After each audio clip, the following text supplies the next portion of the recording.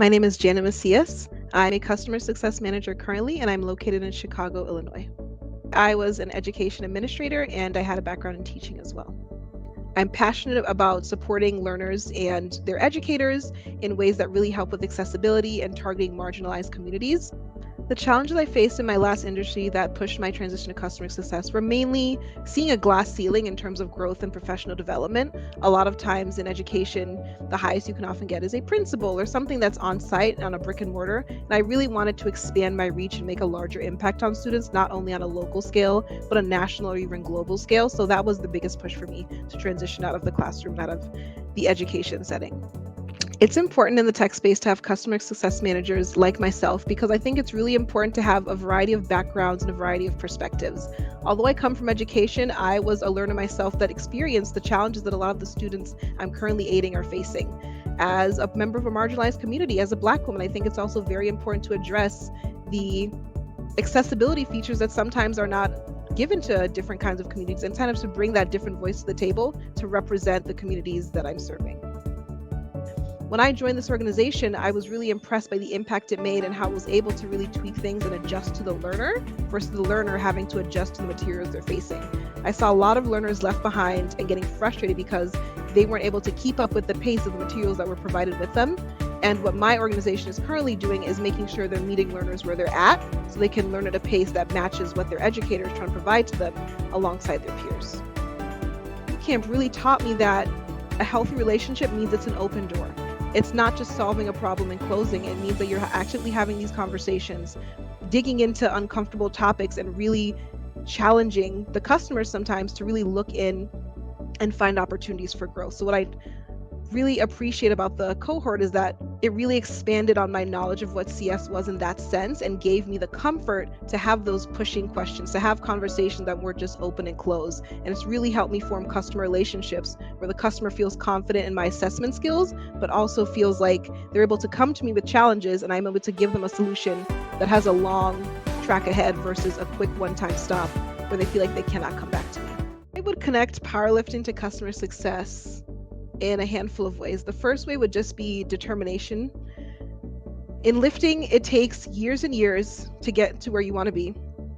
I've been powerlifting for nearly 6 years, and I'm just now touching numbers that I wanted to achieve when I first started my career.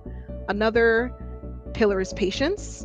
There's going to be a lot of times when you fumble, and there's also going to be a lot of times we have to take constructive criticism. So I relate that to customer success because your first onboarding ever is never going to be a pretty one. Your first meeting, your first QBR is always going to be one where you have to, have a follow-up and get that feedback, and you've got to look back and really see room for growth.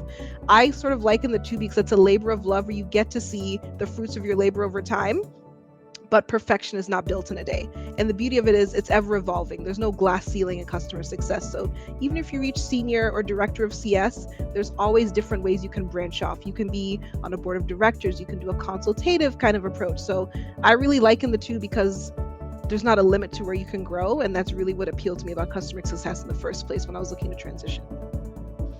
As a customer success manager, a lot of my day is filled with proactive outreach. So that means I'm starting my mornings looking at how I can reach out to customers that have low touch points, that are at risk, and just curating campaigns and really seeing what's going to make them engage. Outside of that, there's some reactive work as well. So that means inbounds where a customer might be having an access issue, might be facing an issue with approval for purchasing their resources and needs a little bit of extra help. So I have the flexibility to sort of jump on a call at a moment's notice, but there is structure to my day to ensure that the next day is successful. The company that I'm currently working with, our mission is to really drive education equity. So that means making accessibility across the board in terms of resources. So with the databases that are currently being provided, there are accessibility tools to help neurodivergent learners, like learners with dyslexia, learners that have differences in sort of their visual processes of learning. The goal is to really have it so there's not a limitation to resources and really transitioning away from typical online research tools that are geared, more towards adults and don't have that filtration for education, really making research-based tools that help develop those research skills in early age, as young as 5-6 years old, as long as they're able to navigate a search, giving them the tools to confidently begin doing research. So as they get older, they can transition into higher education and be confident researchers. I think that's the number one thing that Recast taught me is that you're learning more when your ears are open, whether you're learning from your colleagues, you're learning from your peers, and most importantly, learning from your customers. I think that's what separates a good CSM from a great CSM. The customer success community has been one of the most welcoming professional communities I've ever been into, specifically Recast Success. I've made friends that I've been in contact with for over a year now in a professional and personal sense. The community has really brought me a sense of support and security beyond just my job search. Even as a current CSM, I'm able to reach out to current customer success managers, people that are still in their job search, and now I'm able to reach down and help up folks that are in the position I was in 6 months ago. Customer success professionals should consider being a mentor, because the only way this community grows is if you're able to reach down and support those that are starting off in the same position you were in years ago. Community is built with support, and that resilience is often found within small communities. It takes up the commitment and time that our mentors brought into our cohort is invaluable. I learned so much from them, and I'm more than happy to share my experience with any colleagues that I've come across or folks that are hoping to enter the CS community. So I really do believe that being a mentor is something that is an invaluable gift to the community as a whole. So one beautiful thing about the community is I feel like even though I graduated the cohort, I've never felt like I've left it. I feel like I'm still learning every day beyond just the resources that are shared within our Slack channels and general conversation. There are partnerships that I've made that I feel like I can hold on to for a lifetime. It's so nice to know that it wasn't just a closed book, because a lot of programs that I was looking into are kind of like you take it and you're done. But I talk to them a couple times a month still. So I'm super grateful for that, especially when I was getting the heebie-jeebies after like month 3. It was nice to talk to people who had just done the same thing and said, it's going to be okay. You're going to do great. And it was fine. But it's really nice to have that kind of sounding off board be folks who are just jumping in and getting the same type of feelings.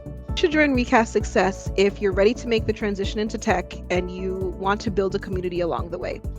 This job search, navigating a new role and new titles can often be intimidating, but with the cohort and with the partnerships you make in the community, it makes it a much and more enjoyable experience, and honestly one where I felt secure by the time I transitioned. Employers should hire Recast Success graduate or alumni like myself, because we have the hands-on experience and we have the scrappiness of a career transitioner.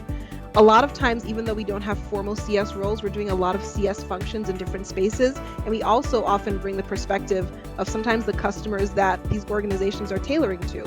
And because we're fresher, we are able to really be receptive to change, we're flexible, we're adaptable, and most importantly, we're really eager to join an organization and grow alongside with them.